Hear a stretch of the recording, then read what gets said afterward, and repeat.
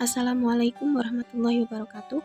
Perkenalkan, kami dari kelompok 6 akan mempresentasikan tentang teknik pengembangan bahasa aktif, produktif, dan reseptif AUD di sekolah yang akan dipaparkan oleh Naila Karimatulisa, Nurbaiti, Lia Amalia, Raswana, dan Umi Salamah.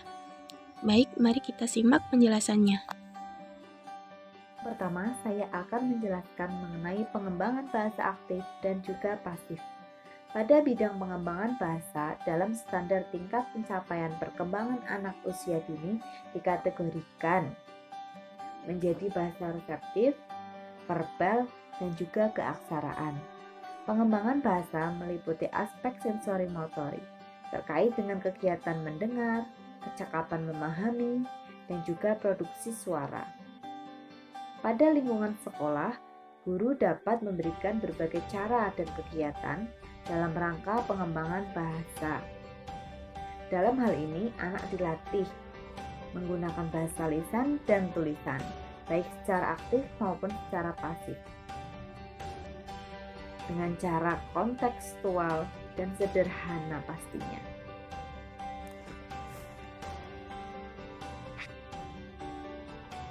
Pada dasarnya, pengembangan bahasa anak lebih ditunjukkan kepada kesanggupan penyampaian pikiran kepada orang lain, kemudian ada pengembangan perbendaharaan kata, kemudian menangkap pembicaraan orang lain, dan juga keberaniannya mengeluarkan pendapat. Selanjutnya yaitu teknik pengembangan bahasa aktif dan pasif. Banyak cara yang dapat dilakukan agar anak dapat mengembangkan keterampilan bahasanya, sehingga anak mampu berbahasa dengan benar dan baik. Secara jelas diuraikan bahwa pengembangan bahasa anak lebih ditunjukkan kepada hal berikut. Yang pertama, kesanggupan menyampaikan pikiran kepada orang lain. Yang kedua, mengembangkan perbendaharaan kata. Yang ketiga, menangkap pembicaraan orang lain. Yang keempat, keberanian untuk mengeluarkan pendapat. Oleh karena itu, dalam praktiknya, guru hendaknya memperhatikan metode atau teknik yang tepat. Beberapa teknik yang dimaksud adalah bercerita, permainan bahasa, sandiwara boneka, bercakap-cakap, tanya jawab, dramatisasi, mengucapkan syair, bermain peran, dan karya wisata. Melalui teknik ini, guru diharapkan mampu menumbuh kembangkan kemampuan berbahasa anak. Oleh karena itu, guru sebelum menentukan pembelajaran yang akan dilakukan haruslah memperhatikan beberapa kriteria pembelajaran. Kriteria tersebut antara lain masalah bahan pembelajaran ada di sekitar anak, bahasa berada pada taraf perkembangan usia anak, dan inti permasalahan ada dalam pikiran anak. Kemudian selanjutnya ada jenis dan klasifikasi literatur untuk pengembangan bahasa aktif, produktif, dan reseptif. Nah, berikut ini merupakan tipe atau genre dari sastra anak, yaitu ada realisme.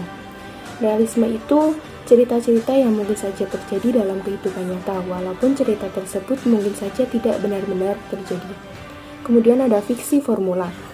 Nah, genre ini dinamakan fiksi formula karena memiliki pola-pola tertentu yang membedakannya dengan jenis lain. Kemudian ada fantasi. Cerita fantasi dikembangkan melalui dunia imajinasi yang lazim dan dapat diterima sebagai sebuah cerita yang dapat diterima oleh pembaca. Kemudian yang keempat ada sastra tradisional. Nah, sastra tradisional ini menunjukkan bahwa bentuk itu berasal dari cerita yang lebih mentradisi, tidak diketahui kapan dimulainya, siapa penciptanya, dan dikisahkan secara turun-temurun melalui lisan. Kemudian ada puisi. Sebuah cerita bisa disebut sebagai puisi jika di dalamnya terdapat penyalahgunaan berbagai unsur bahasa untuk mencapai efek keindahan. Yang keenam ada non-fiksi. Bacaan non-fiksi yang sastra ditulis sebagai artistik, sehingga jika dibaca oleh anak-anak akan memperoleh pemahaman dan sekaligus kesenangan. Yang ketujuh ada genre campuran. Nah, genre ini adalah cerita-cerita yang memiliki dua atau lebih genre di dalamnya. Kemudian ada jenis-jenis literatur anak, antara lain bacaan awal, contohnya buku alfabet, buku berhitung, buku konsep. Kemudian sastra tradisional bentuknya mitos, legenda, dan cerita binatang. Yang ketiga ada fiksi, seperti novel, cerpen fantasi, dan fiksi historis. Yang keempat ada puisi, seperti balada, puisi naratif, dan puisi lirik. Kemudian yang kelima ada non-fiksi, bentuk literaturnya seperti buku informan, biografi. Kemudian yang keenam ada komik, bentuk literaturnya seperti komik strip dan komik buku. Selanjutnya yaitu cara mengenalkan literatur pada anak usia dini. Suyati mengemukakan bahwa kemampuan literasi anak usia dini dapat diajarkan atau diperkenalkan sejak anak dalam kandungan. Stimulasi perkembangan literasi pada anak usia dini dapat diuraikan sebagai berikut. Yang pertama, bayi atau infans. Sejak dalam kandungan, idealnya anak distimulasi atau diperkenalkan berbagai aktivitas yang membuat kemampuan literasinya berkembang. Pengenalan literasi bisa dilakukan pada saat anak berbaring, tengkurap, atau duduk. Bahkan di atas tempat tidur, anak perlu disediakan buku-buku berwarna atau full color, atau orang tua yang membacakan cerita. Pengenalan literasi pada periode ini hanya sebatas memperkenalkan, bukan memaksa anak untuk menghafal. Yang kedua, toddlers, usia 2-3 tahun. Pada dasarnya, toddlers sangat menggemari buku. Jika stimulasi pada masa ini berhasil, anak-anak akan mempunyai kecenderungan untuk menyukai buku. Umumnya pada masa ini, anak-anak mulai membaca dan gemar memberikan nama pada objek-objek yang ada di dalam buku tersebut. Pengenalan literatur pada anak bisa dengan menggunakan buku-buku bacaan yang menarik dan berwarna-warni. Biasanya seusia mereka lebih senang belajar warna dan binatang. Dengan memulai mengenalkan pada warna-warna dan binatang yang berwarna-warni, maka anak akan terbiasa belajar dengan buku. Yang ketiga, anak usia 3-6 tahun. Pada masa ini, kesenangan anak terhadap buku cerita mulai meningkat tajam. Anak menyukai buku-buku cerita yang masih banyak ilustrasi gambar-gambar dan warna-warna cerah. Sebab, seperti disebut oleh Kader Raffet, pada hakikatnya, periode literasi anak dimulai dari lahir sampai dengan usia 6 tahun. Dengan demikian, pemberian literasi yang paling baik bagi anak pada tahap ini adalah dengan membacakan ulang cerita tersebut walaupun tidak selengkap cerita aslinya, dan secara perlahan mengenalkan dan mengajari anak untuk menceritakan apa yang dilihat. Lalu, lebih banyak buku-buku yang harus dikenalkan pada anak supaya anak lebih tertarik untuk membuka dan melihat buku, yaitu bisa dengan menyediakan perpustakaan yang buku-bukunya khusus untuk anak-anak.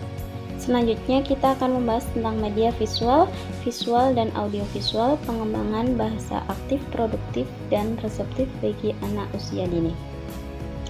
Pertama, media audiovisual.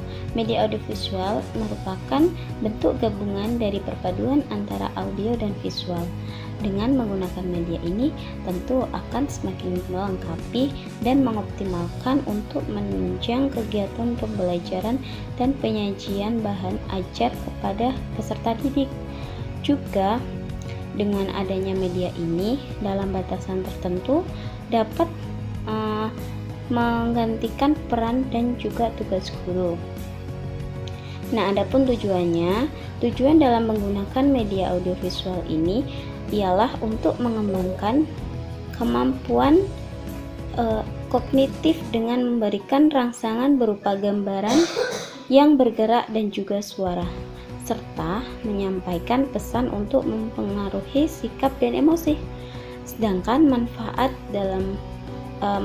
dari audiovisual bagi peserta ini itu berguna untuk ada menarik perhatian peserta didik dalam menyampaikan materi ajar, menumbuhkan motivasi belajar, memberikan pengalaman belajar dengan menyimpulkan pembelajaran dari sebuah video yang disajikan.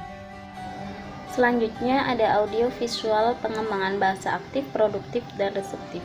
Pengembangan bahasa aktif adalah salah satu bentuk kegiatan berbahasa yang menekankan pada unsur berbicara dan menulis. Dalam kegiatan pembelajaran bahasa Indonesia dikenal dengan 4 keterampilan berbahasa, yaitu menyimak, berbicara, membaca, dan juga menulis.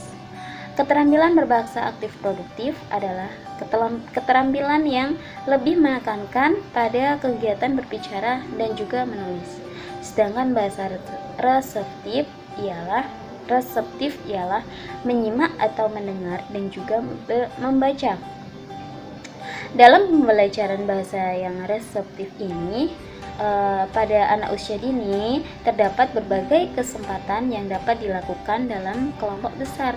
Namun, dalam pembelajaran bahasa ucap yang lebih bersifat produktif, hal ini belum tentu efisien. Kenapa? Karena sebab anak itu harus menunggu giliran yang cukup lama. Terima kasih, sekian dari kami, kurang lebihnya mohon maaf. Wabillahi taufik wal hidayah. Wassalamualaikum warahmatullahi wabarakatuh.